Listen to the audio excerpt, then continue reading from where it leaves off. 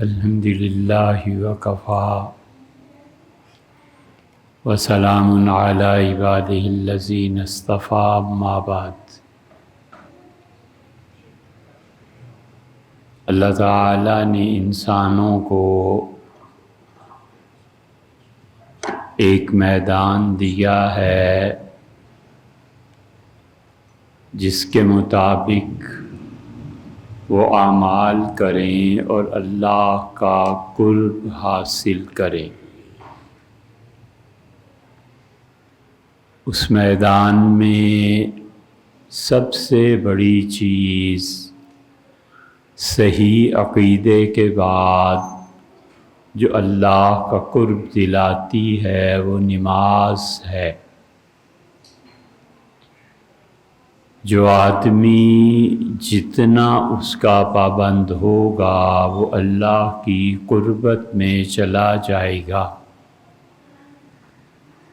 حتیٰ کہ رسول اللہ صلی اللہ علیہ وسلم نے فرمایا کہ آدمی کے درمیان اور اس کے کفر کے درمیان ایک ہی فرق رہ جاتا ہے اور وہ نماز ہے۔ قرآن بھی کہتا ہے کہ نماز پڑھو ولا تکونوا من المشرکین، اور مشرک نہ بننا۔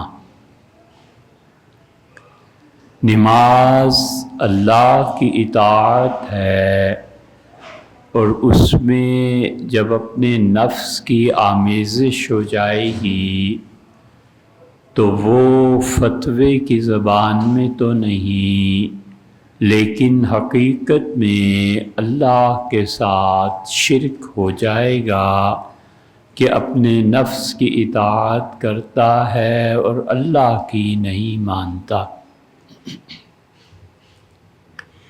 دوسرا میدان اللہ نے دیا ہے اور اس نے کہا ہے کہ ایک اور میدان بھی ہے جس میں تم میرا قرب حاصل کر سکتے ہو، اور وہ میدان یہ ہے کہ تم میری راہ میں خرچ کرو۔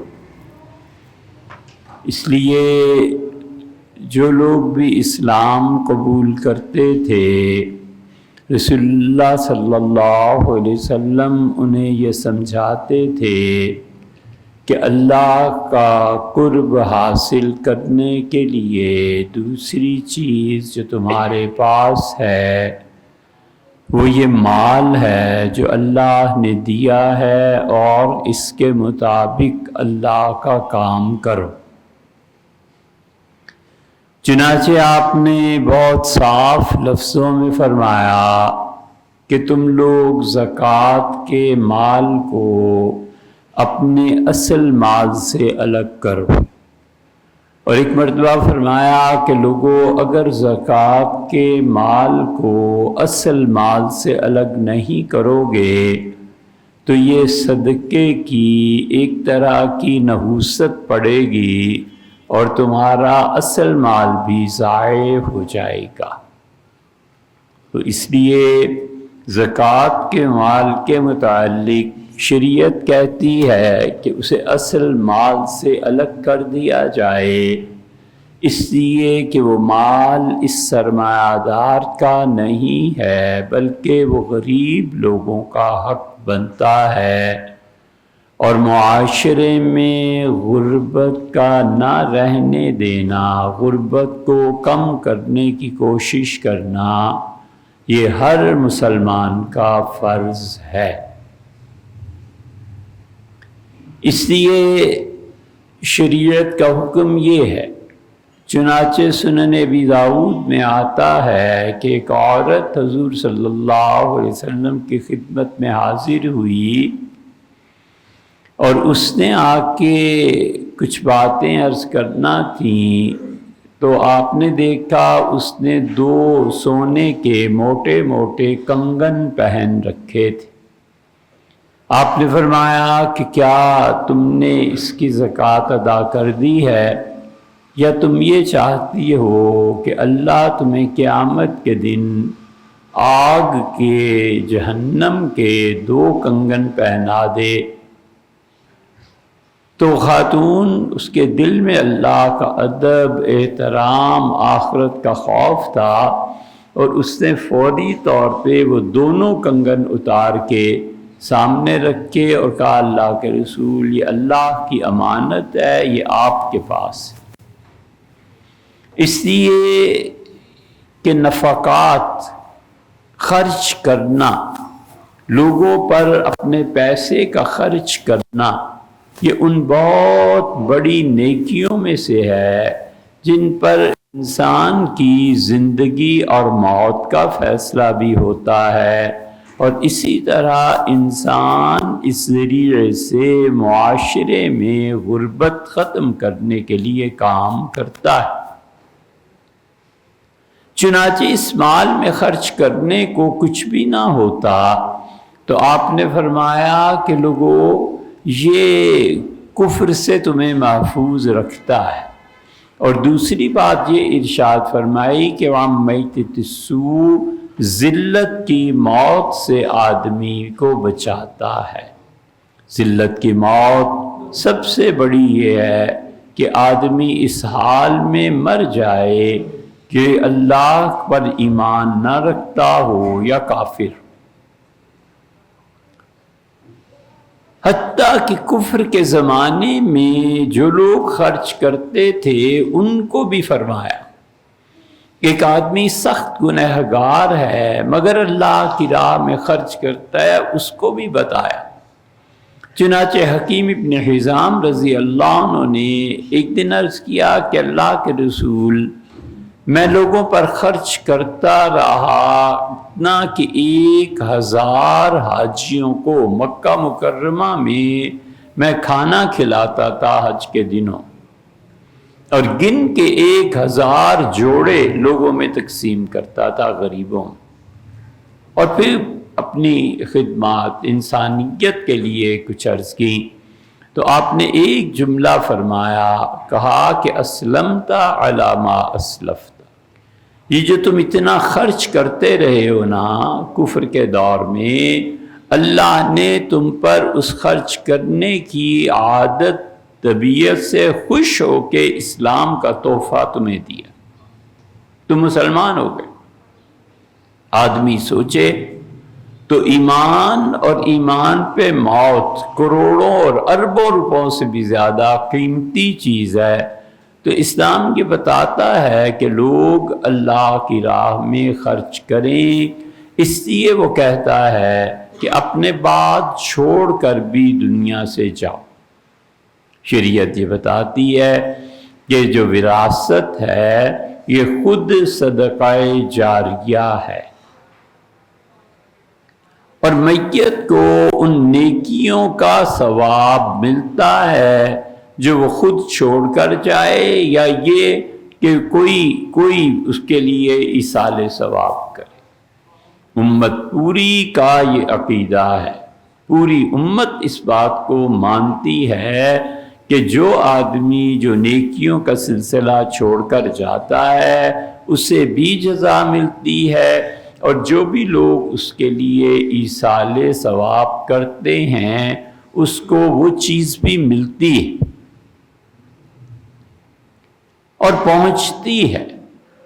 کبھی کسی نے انکار نہیں کیا، اہل تشیع ہوں، اہل السنہ ہو، اہل السنہ کے ہاں البتہ کچھ فقہا ایسے ہیں جو کہتے ہیں کہ حضرت رسالت پناہ صلی اللہ علیہ وسلم نے وہ جو 7 چیزیں گنوائی ہیں، ثواب ان تک محدود ہے۔ آپ نے فرمایا پل بنا دو، لوگوں کے مفت ٹھہرنے کی ایک جگہ بنا دو سرائے، آپ نے فرمایا کہ لوگوں کو مدد دو اس بات میں کہ وہ پڑھیں، چنانچہ علم کی توسیع، کتابوں کو پھیلانا، کتابوں کو لکھنا، پڑھنا اور پڑھانا، یہ اللہ کی راہ میں بہت بڑی نیکی ہے جس کا ثواب یقیناً وہ پائے گا۔ پھر رسول اللہ صلی اللہ علیہ وسلم فرمایا لوگوں کو کھانا کھلاؤ، اور اس طرح کی چیزیں بیان کی۔ 7 چیزیں، تو شوافع کہتے ہیں کہ ثواب کا ایصال 7 ہی چیزوں میں ہونا چاہیے۔ سب سے کھلا مشرب اس سلسلے میں حنفیہ کا ہے، وہ کہتے ہیں کہ تم ایک کام کوئی بھی یا 100 کام یا سب کا ثواب اللہ کے ہاں لکھا بھی جاتا ہے اور پہنچتا بھی ہے۔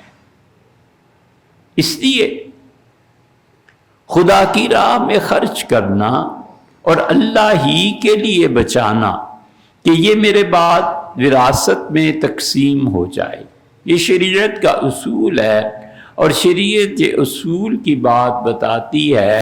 ہمیشہ یاد رکھنا چاہیے جو ہمارے معاشرے میں الٹا ہے اسے سیدھا کرنا چاہیے، اس بات کو سوچنا چاہیے، اور شرعاً اسی میں انشاءاللہ خدا کی طرف سے برکت بھی ہے، اور اسی میں انشاءاللہ اللہ کی خوشی بھی ہے۔ شریعت یہ کہتی ہے کہ جتنا کچھ تم کماتے ہو، جتنا تم چندے میں وصول کرتے ہو، مدارس، مساجد، جتنا کچھ مال بیٹوں کا بیٹیوں کا تمہارے پاس آتا ہے، اس میں سب سے پہلی چیز جو اس مال سے الگ کی جائے گی وہ انویسٹمنٹ، کھانا پینا کپڑا لتا سب بعد میں۔ پہلے دیکھو تم اس میں سے بچا کتنا سکتے، 10,000 تنخواہ ہے، 100 روپیہ اس میں سے بچ سکتا ہے۔ ہمارے زمانے میں بہت سہولت الحمدللہ ہو گئی کہ بینکنگ میں نفع اور نقصان کی بنیاد پر مرابحہ مؤجلہ، یہ شریعت کی ایک اصطلاح ہے، اس کے مطابق لوگ اکاؤنٹ میں پیسے جمع کراتے ہیں، نفع یا نقصان وہ سال میں 10% دیں، 15 دیں، 7 دیں، جو بھی وہ دیں، وہ بالکل حلال اور جائز پیسہ ہوتا ہے۔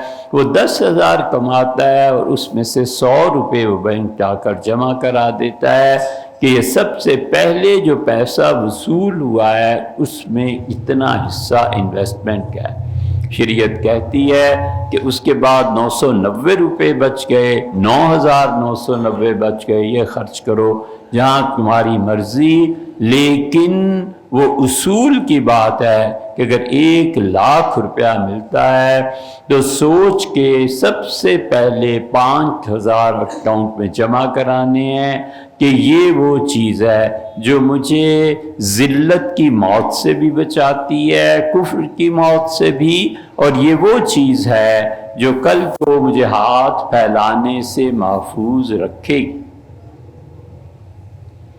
اسی لیے حضور اقدس صلی اللہ علیہ وسلم نے فرمایا کہ لوگوں اللہ کی راہ میں صدقہ کرو تاکہ وہ لوگ قیامت کے دن ندامت سے بچیں۔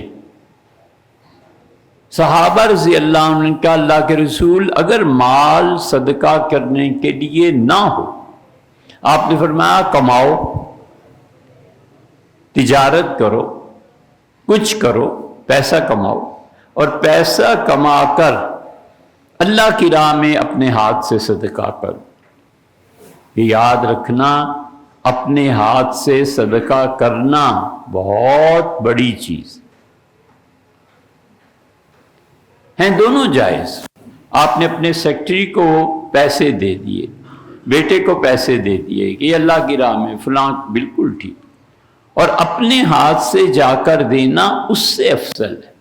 بینک خود جانا، چیک کاٹنا، چیک کاٹ کے کیش لینا یا چیک دے دینا کسی مستحق کو، یہ اپنے ہاتھ کا مال اپنے ہاتھ سے خرچ کرنا ہے۔ حضرت معقل رضی اللہ عنہ حضور صلی اللہ علیہ وسلم کے صحابی تھے رضی اللہ عنہ، اور انہوں نے جب نابینا ہو گئے تو ایک ڈورا لگوایا، بہت موٹا رسہ گویا اپنے سونے والے بستر سے اپنے مین دروازے تک، جب کوئی آتا تھا تو اس ڈورے کو پکڑ کے اٹھ کے چلتے تھے اور دروازے تک پہنچ کے اپنے ہاتھ سے اسے دیتے تھے۔ تو بچوں نے کہا کہ باپ بہت بوڑھے ہو گئے، ہمیں حکم کریں، ہم دے دیا کریں۔ تو فرمایا نہیں. حضور صلی اللہ علیہ وسلم فرماتے تھے جو شخص اپنے ہاتھ سے خود خرچ کرتا ہے نا، یہ چیز اسے موت کی تکالیف، ذلت، پریشانی، بیماریاں، ان سب سے محفوظ رکھتا ہے.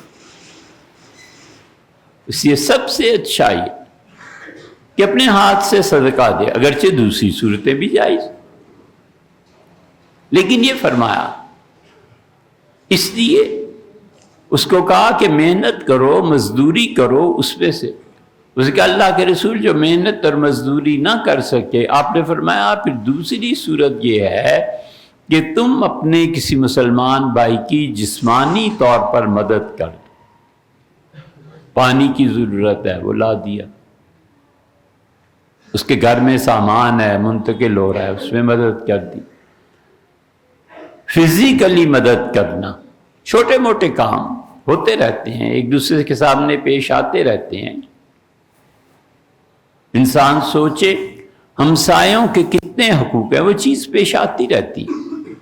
اس لیے بتایا کہ تم جسمانی طور پر اس کے مشکل میں کام آ جاؤ، یہ اللہ کے ہاں تمہارے لیے صدقہ ہے.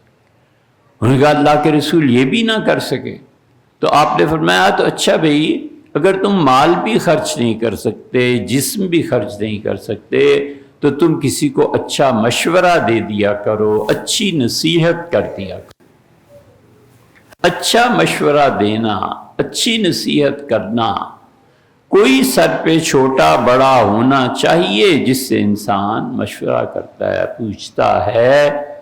اور سچ پوچھو تو جب ہم جیسے لوگ، کوئی بڑا نہیں رہتا تو چھوٹا بننے کی تمنا روز دل میں پیدا ہوتی ہے کہ کاش میں کہیں چھوٹا ہو، کاش سر پہ کوئی ہوتا، والد ہوتے، پیر و مرشد ہوتے، کوئی بڑا ہوتا جس سے ہم عرض کرتے کہ حضرت یہ صورتحال ہے، یہ کرنا ہے، یہ کرنا ہے.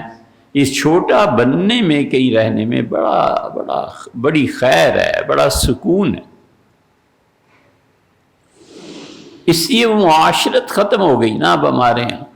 ہر کوئی 4 لفظ کیا پڑھ لے، وہ اپنے زمانے کا ارسطو افلاطون ہے، کسی سے پوچھنا نہیں. حتیٰ کہ شادی جیسی زندگی کی راہ متعین کرنے تک کے لیے کوئی مشورے کی ضرورت نہیں ہے. لڑکیاں کیا اور لڑکے کیا، یہ چھوٹا رہنے میں نا بہت خیر اللہ نے کیا ہے کہ آدمی کہیں بات کر لیتا ہے. اگرچہ کرنا تو وہ ہوتا ہے جو اپنے جی میں ہوتا ہے، مگر یہ کہ ایک چیز نبھا لیتا ہے، برکت ہو جائے. تو آپ نے فرمایا اچھا ایسے کرو، جسمانی طور پہ بھی نہیں خرچ کر سکتے، مالی طور پہ بھی نہیں، تو پھر تم کسی کو اچھا مشورہ دے دیا کرو. اور پھر غالباً اسی روایت میں یا دوسری روایت میں آتا ہے، آپ نے فرمایا یہ بھی نہیں کر سکتے تو کم سے کم جس آدمی سے ملو اس سے ہنستے ہوئے چہرے سے ملو کہ یہ بھی اللہ کے حضور میں صدقہ ہے. سارا دن پریشان حال، منہ لٹکا ہوا ہے، اداسی کی کیفیت نہیں مطلوب. مطلوب یہ ہے کہ خوش و خرم رہو، اللہ کی نعمتوں پر شکر ادا کرتے رہو. اس لیے مطلوب یہ ہے کہ اپنے بعد کچھ نہ کچھ چھوڑ کر مرنا ہے، دنیا سے جانا ہے، کچھ نہ کچھ رہنا چاہیے. اس لیے شرعاً اصول خرچ کا یہ ہے کہ جتنا بھی مال آیا سب سے پہلے سوچنا ہے کہ اس میں سے میں کتنی انویسٹمنٹ کر سکتا ہوں. 10 روپے، 20 روپے، 1000 روپے، اپنی حیثیت، تاکہ وہ مانگنے سے بچائے اور ذلت کی موت سے بچائے.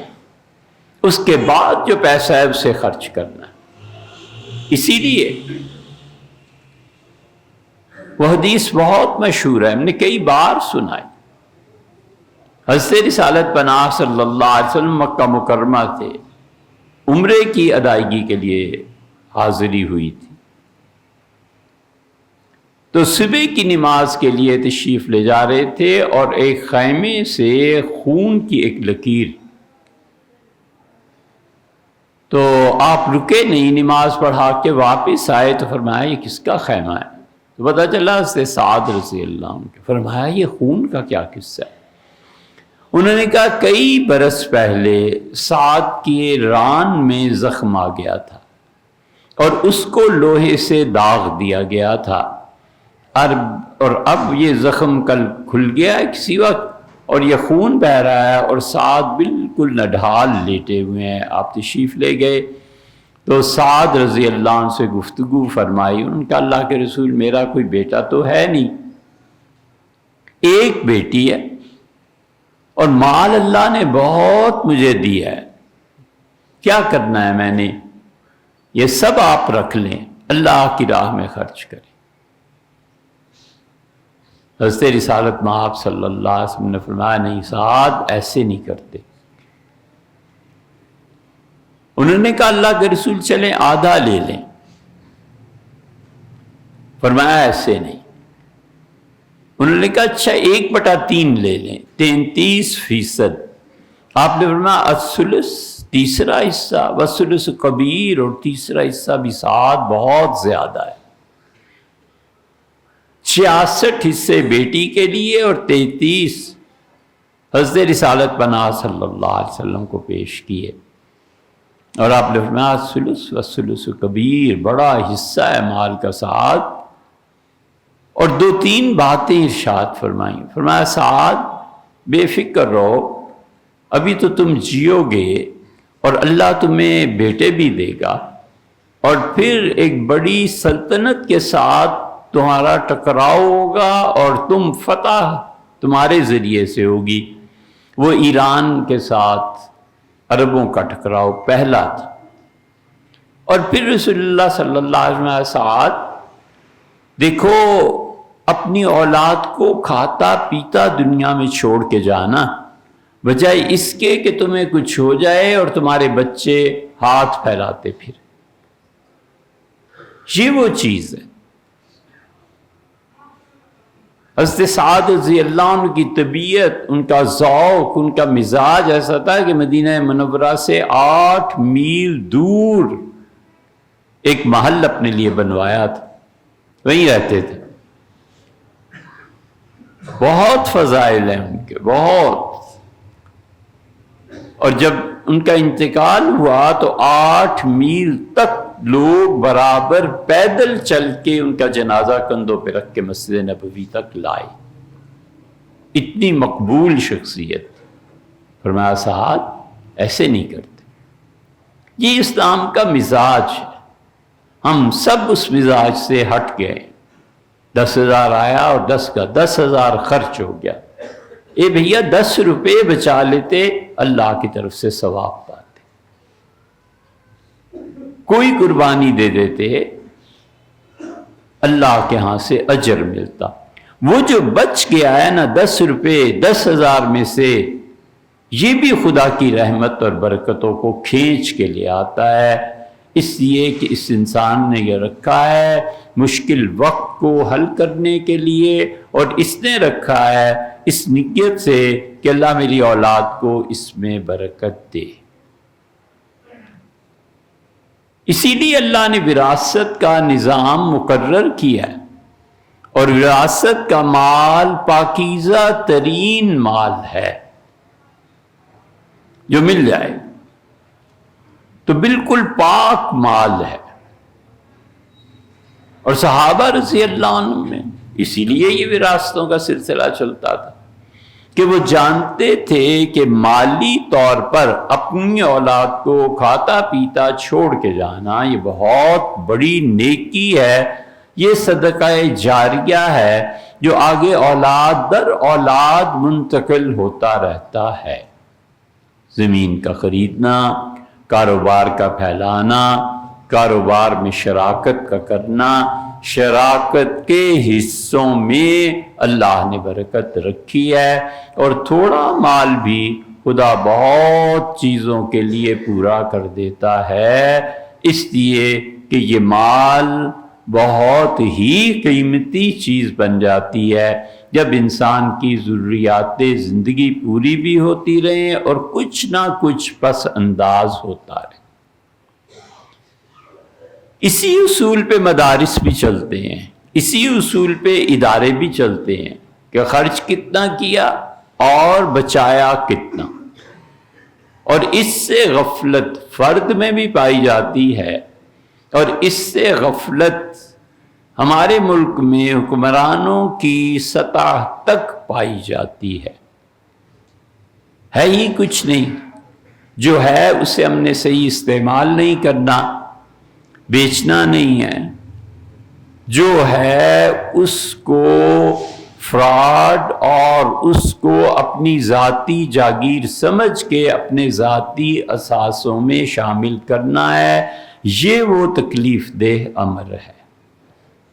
2 ارب ڈالر یا 3.5 ارب ڈالر 95-96 میں لے لیے، اور وہ بھی 6% سود پہ لیے.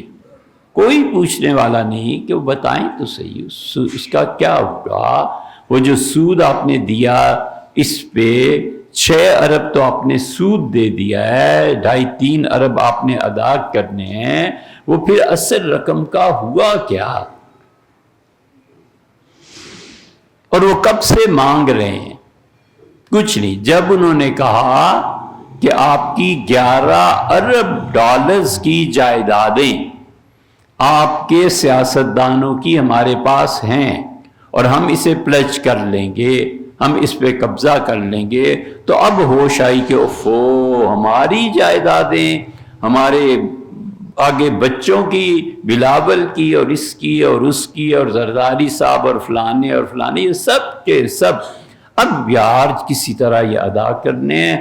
اس ادائیگی کے لیے توانائی کے ذخائر ہونے کے باوجود لوگوں پہ ٹیکس ڈالو اور ان کا خون چوس کے ادا کرو.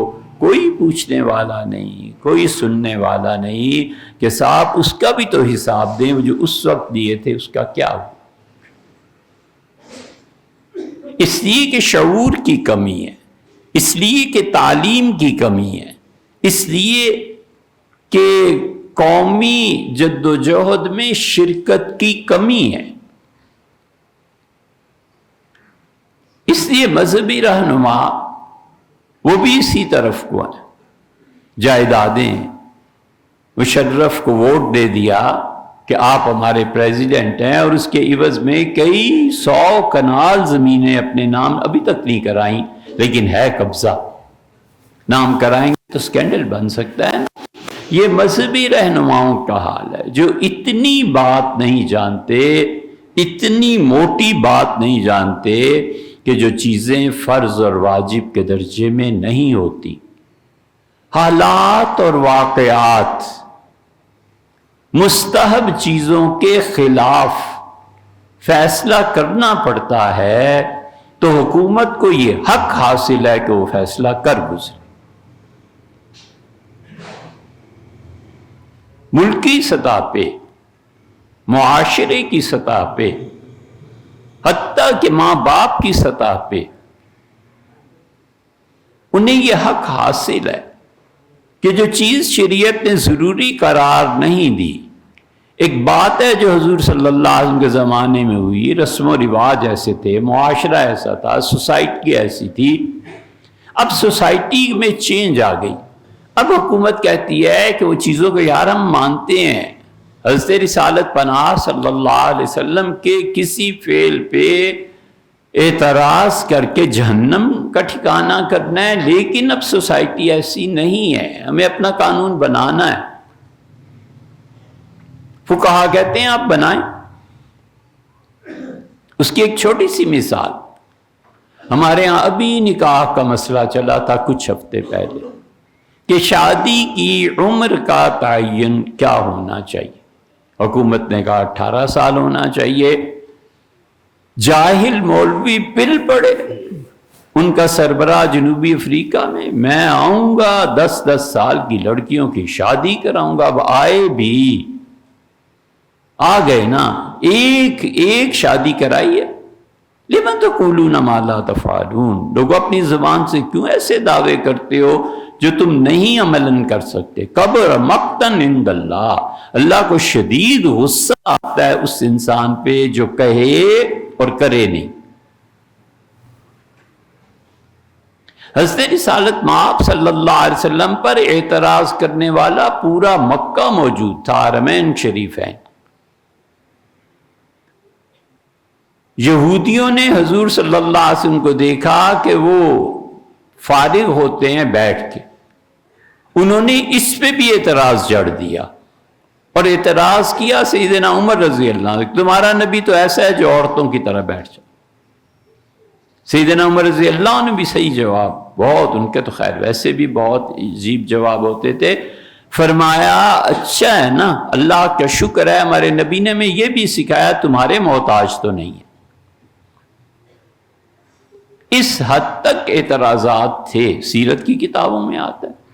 اگر کم عمر لڑکی سے نکاح عیب کی بات اس سوسائٹی میں ہوتی، پوری عرب دنیا میں طوفان نہ مچ جاتا۔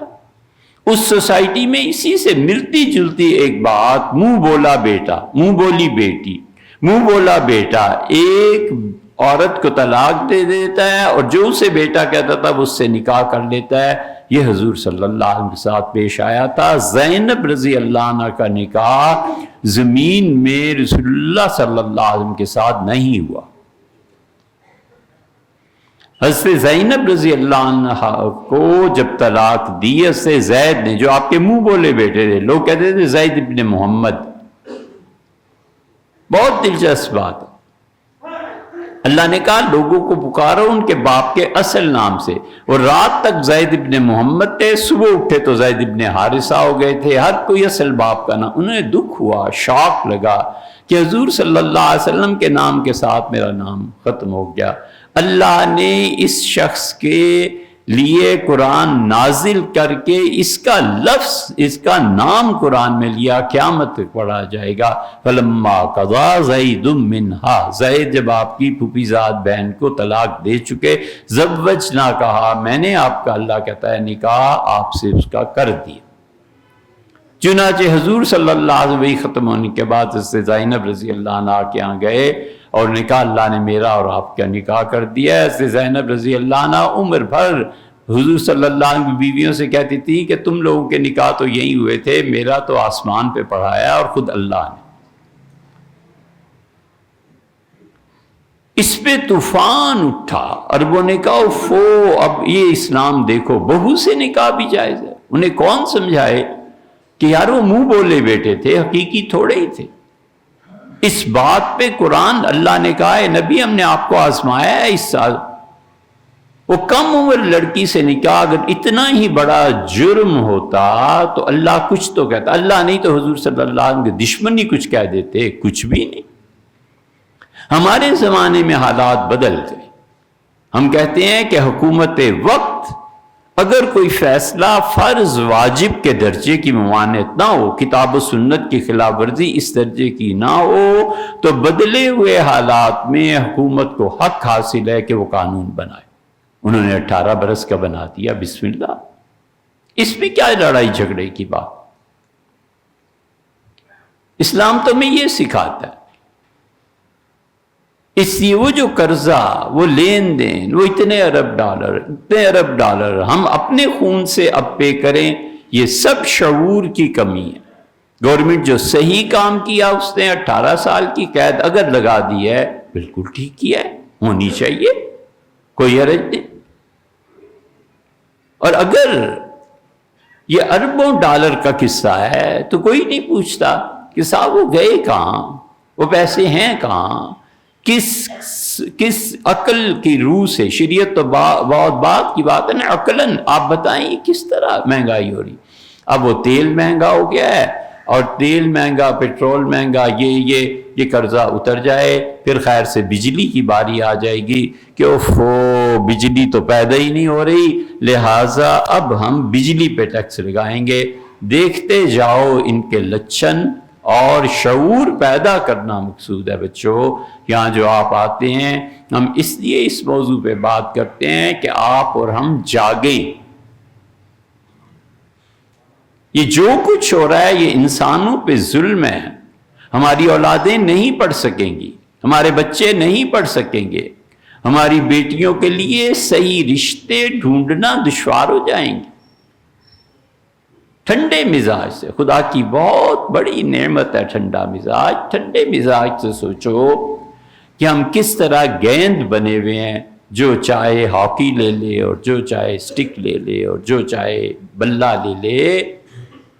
یہ سب چیزیں اصلاً شریعت کی اس روح کے خلاف ہیں کہ شریعت ہمیں یہ سکھاتی ہے کہ جتنا پیسہ تمہارے پاس آتا ہے، والد نے 1000 دے دیا، والدہ نے 2-4 ہزار دے دیے، پیر و مرشد ہیں ان کو نذرانہ یا ہدیہ کسی نے دے دیا، آپ نے محنت کی، کمایا، تجارت میں سے ₹1,00,000 بچا لیا. فرض کر لیں یہ مختلف ذرائع ہیں. شریعت کہتی ہے ان ذرائع میں جب پیسہ تمہارے ہاتھ آتا ہے تو سب سے پہلے اس میں سے اپنی انویسٹمنٹ کو الگ کرنا ہے، خرچہ نہیں. یہ خرچے الگ کرنا سب سے پہلے غلط رہا ہے، یہ ڈبو دیتی ہے انسان. نہیں کرنا. بینک سے 1,00,000 تنخواہ ملی ہے، 10 روپے اس میں سے ضرور اس حصے میں ڈالنے ہیں جہاں پہ نفع اور نقصان ہوتا ہے بینکنگ میں، وہ جو شریعت کے مطابق بینکنگ ہے اس میں. 1,00,000 میں سے 99,900 گھر لے جائے، 100 وہاں ڈال دے، ٹھیک.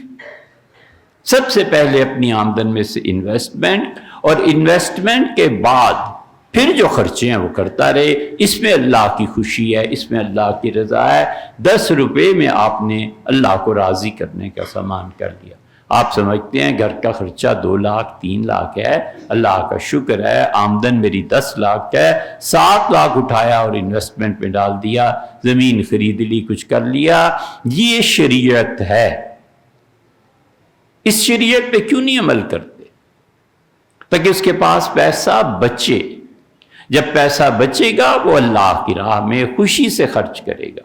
سال کے بعد وہ اس پیسے پہ زکوٰۃ دے گا. زکوٰۃ دینا، وہ اپنے ہاتھ سے ادائیگی کرنا بہت بڑی بات ہے. ہم نے ابھی سنایا اس سے معقل رضی اللہ عنہ کا قصہ.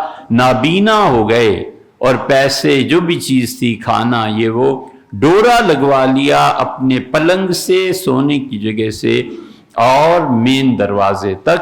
اور جب کوئی آتا تھا مانگنے، ڈورا پکڑ کے نابینا چلے جاتے تھے اپنے ہاتھ.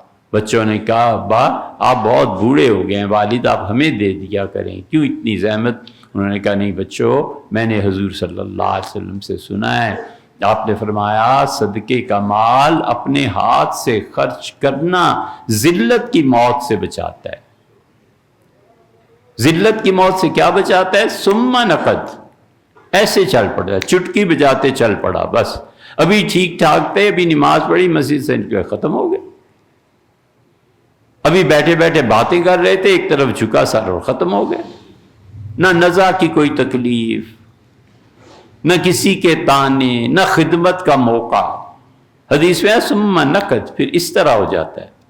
یہ انگوٹھا جو ہے نا، اس پہ سکہ رکھ کے پرانے زمانے میں صراف اسے ایسے اچھالا کرتے تھے. اس کی کھنک سے پتہ چلتا تھا سونا چاندی کتنے فیصد ٹھیک غلط کیا. وہ کھنک جو ہوتی ہے نا سونے کی، سکے کی، اسے انگوٹھے پہ رکھ کے ناخن پہ اس طرح اچھالنا، اسے کہتے ہیں عربی میں نقد. حضور صلی اللہ علیہ وسلم نے فرمایا چلتا پھرتا ثم نقد، بس پھر ایک لمحے میں چل پڑ. اسی لیے فرمایا کہ اچانک موت مومن کے لیے رحمت ہے کہ کسی سے خدمت نہیں لیتا، بس کسی کا احسان نہیں لیتا.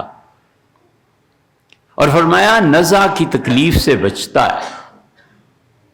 نزع کی تکلیف ہو جائے موت کی تو بھی ہے کہ گناہ اور سزائیں معاف ہو گئیں، اور نہ ہو تو بھی اللہ کی رحمت ہے. دونوں صورتیں.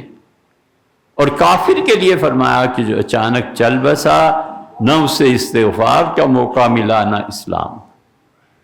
تو اس لیے ہم سب کو چاہیے کہ ہم اپنے اکاؤنٹس کھلوائیں، شرعی اکاؤنٹس جہاں نفع اور نقصان باقاعدہ شریعت کے مطابق ہوتا ہے. ہم اللہ کا حکم سمجھ کے اس پہ عمل کریں. ہمیں چاہیے ہم سب 10 روپے جمع کراتے، 100 1000 وہ آپ کا اپنا مسئلہ ہے جتنا بھی آپ سمجھتے ہیں، لیکن کچھ نہ کچھ جمع کراتے رہنا چاہیے، اس سے اللہ کی خوشی حاصل ہوتی ہے، انسان ذلت سے بچتا ہے، ہاتھ پھیلانے سے بچتا ہے، اور موقع پڑنے پہ اپنے مسلمان کسی کی بھی انسان کی مدد کر سکتا ہے، جانوروں کو باجرہ ہی ڈال سکتا ہے، یار اتنی بھی نیکی سے آدمی رہ جائے، یہ نہیں ہونا۔